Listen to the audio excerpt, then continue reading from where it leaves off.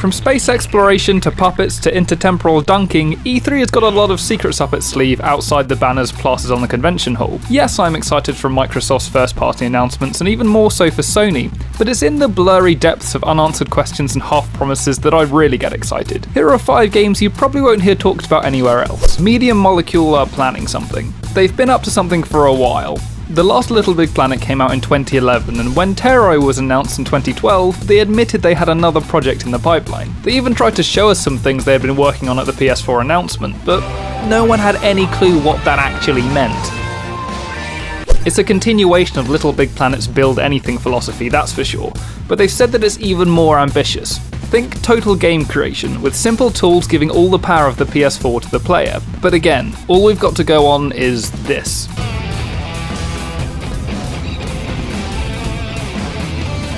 I'm going to go ahead and say Spec Ops: The Line is one of my favourite games of this generation.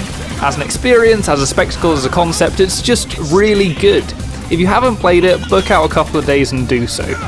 Or watch this 20-minute stage reading. This is your fault, goddammit! Stop right there, Lugo. Well, it is. We didn't have a choice. He turned us into fucking killers! That's enough! The 100-strong team that worked on the game at Berlin-based Jaeger Development are working on an unannounced AAA first-person shooter, and they're announcing it at E3. I don't really know what I want from them, I just trust them to make something good. I just hope it's as narratively challenging as Spec Ops. No Man's Sky is a game with beautiful vistas that evoke sci-fi landscapes of vintage comics, but each area isn't actually individually designed, it's procedurally generated.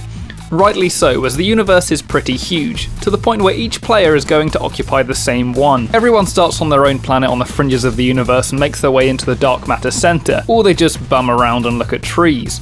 As you travel further, planets get more hostile and mutated, and when you find a planet, it's marked for every other player. Now this exploration game is coming from Hello Games, the same guys that brought you Joe Danger, and since the game's announcement during VGX, we haven't heard very much at all.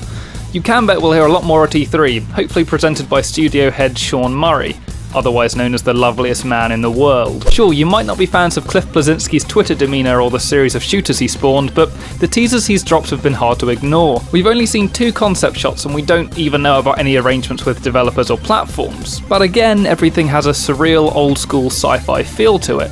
And maybe some hefty dunking. Whatever happens, if Cliffy B appears on stage again, it'll be sure to generate some rousing cheers. It's kind of hard to get excited about mass layoffs, particularly at such a well-off studio such as Irrational. But provided the people who made Bioshock and Bioshock Infinite can find new jobs, it's gonna be a pretty good thing. In February, Ken Levine announced a mass layoff due to his desire to make narrative-driven games that are highly replayable. Irrational is now a team of just 15, and this streamlined creative process could lead to less bloated games than Infinite. But as of yet, they've said nothing, and probably they've got nothing playable even in their own office. But I would be surprised if Ken Levine doesn't turn up to do a few interviews and at least tease his upcoming projects. Levine seems like the kind of guy that a big publisher or manufacturer might bring out on stage, and even if they can't show any gameplay, a Levine game with a small team is incredibly tantalising. Just realised I've been pronouncing that Levine where it should be Levine, probably, I'm not really sure. So there's that. Remember the conferences are coming this afternoon, or they're already out depending on when you watch this, and I'm sure I'll have something to say during E3, so keep checking back and I'll update you on what I hear and what you hear.